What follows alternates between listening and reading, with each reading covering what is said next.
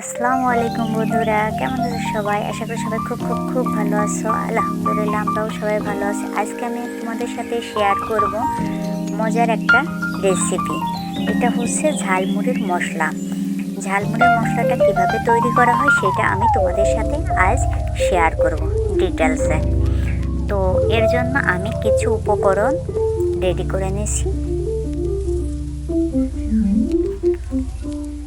আমি আধা বাটি পরিমাণ রসুন নিয়েছি। রসুনের খোসাটা খুব সুন্দরভাবে ছড়িয়ে নিয়েছি যেন এর গায়ে কোনো খোসা না লেগে থাকে। আর নিয়েছি এক বাটি পরিমাণ পেঁয়াজ কুচি। আমি পেঁয়াজ বাটা এবং পেঁয়াজ কুচি দুইটা ইউজ করব। আর নিয়েছি 3 চামচ পরিমাণ আদা বাটা। মিষ্টিটা আমি কাঁচা জিরা এবং ভাজা জিরা দুইটাই ইউজ করব। কাঁচা জিরা এবং কাপ পরিমাণ শুকনো মরিচের গুঁড়া। এখানে নিয়েছি স্বাদ মতন লবণ, 4টা তেজপাতা, 1 চামচ মতন টেস্টি সল্ট, 2 চামচ ধনে গুঁড়া। আমি হলুদটা আগে ইউজ করবো দেখে আমি হলুদটা একটা কাপে নিয়ে নিয়েছি। আর হলুদের পরিমাণটা একটু বেশি নিতে হবে, যার ফলে কালারটা খুবই সুন্দর আসবে। কিছু গরম মশলা আর থেকে মোট যেটা ব্যবহারযোগ্য জিনিস মশলা, আমি সবসময় রাঁধুনি মাংসের মশলাটা ইউজ করি। আর আমি এখানে ভাজা জিরাটা খুব সুন্দর করে ভেজে ঠান্ডা করে নিয়েছি। আর আমি সবসময় ভাজা জিনিসগুলো এখানে প্রিফার করি। যারা এটা ব্যবহার করে তারা খুব ভালো মতো বুঝতে পারে যে এটা কতটা উপকারী প্রোডাক্ট।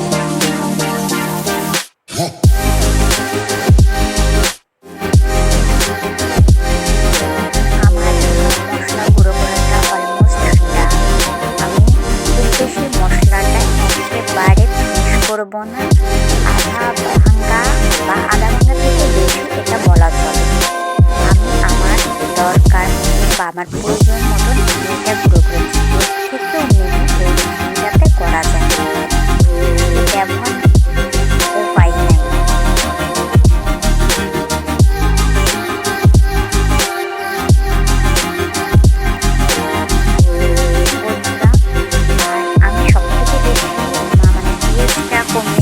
সবাই দেখতে পাচ্ছ আমি পেঁয়াজটা কম ছাড়াও কীভাবে আমি মুড়ির মশলাটাকে ঘন করবো, এর জন্য আমি ইউজ করছি জিরা। এক ভাইয়ের কাছ থেকে শেখা যে সে জিরা ইউজ করে, আমি আগে কখনো তৈরি করিনি।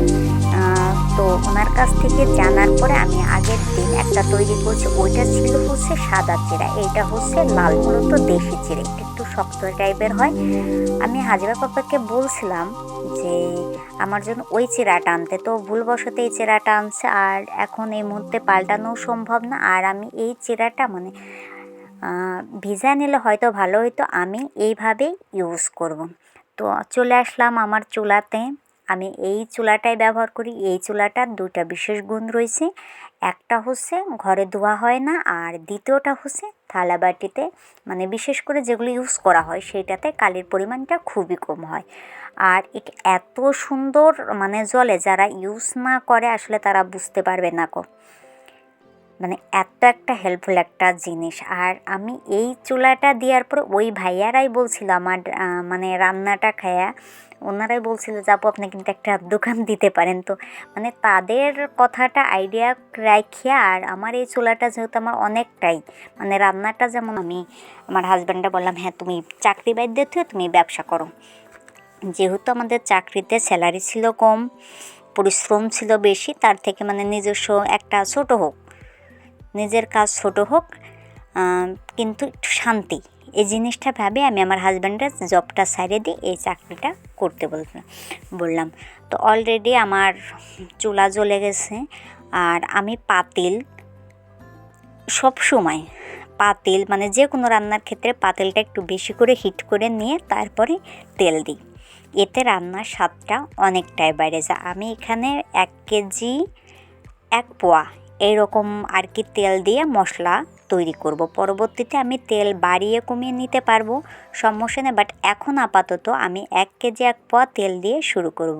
তো আমার ওই পাশে তেল গরম হচ্ছে, এই পাশে আমরা মা মেয়ে 2 জন মিলে পেঁয়াজ বাটাবাটি রসুন বাটাবাটিতে চলে গেছি। তো আমার মেয়ে যেটা করে, মানে আমার রান্না শুরু হইলে সে পাগল হয়ে যায়, সে রান্না করার জন্য পাগল।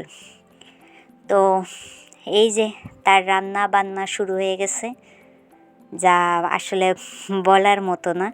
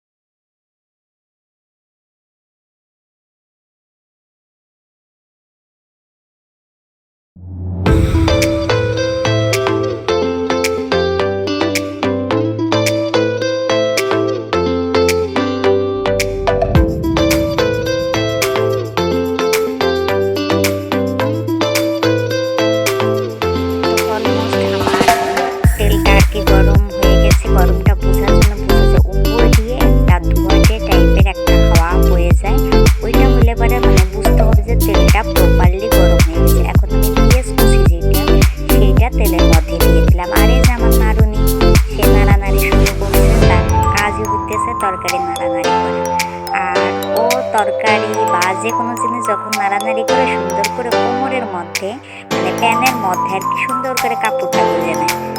এটা আমার মেজো কাকিকে দেখে শেখা। ওরা আমার মেজো কাকি কোনো কাজ করতে গেলে শাড়ির এক পাশটা সুন্দর মতন করে মাজার সাথে গুঁজে নেয়। আর এখন আমি দিয়ে দিলাম হচ্ছে পেঁয়াজ বাটা, পেঁয়াজ কুচি, পেঁয়াজ বাটাটা ইউজ করতে হবে। পেঁয়াজ কুচিটা যখন একটু লাল লাল হয়ে যাবে তখন পেঁয়াজ বাটাটা ইউজ করতে হবে। এরপর আমি সব মশলা দিয়ে দিব। মশলাগুলো যখন দেওয়া শেষ হবে তার কিছুক্ষণের মধ্যে পানি দিতে হবে। যেহেতু মশলাটাকে সুন্দর মতন কষাইতে গেলে বা রান্না করতে গেলে বাইরে পানির পরিমাণটা দরকার। আর সবসময় পানিটা ইউজ করি যাতে মশলাটা নিচে লাগে না যায়। এই জন্য অনেকে হয়তো জানে না, আবার অনেকে হয়তো জানে। পানি দিলে পরে মশলাটা উপরে থাকে, তেলের পরিমাণটা নিচে চলে যায়, যার ফলে মশলাটা নিচে লাগে যায় না।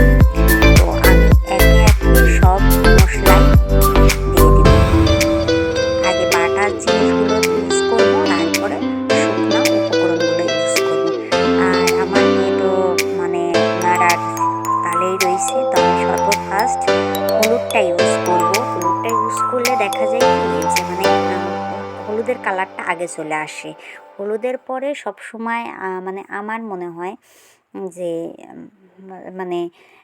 শুকনা যে করাটাই বেটার।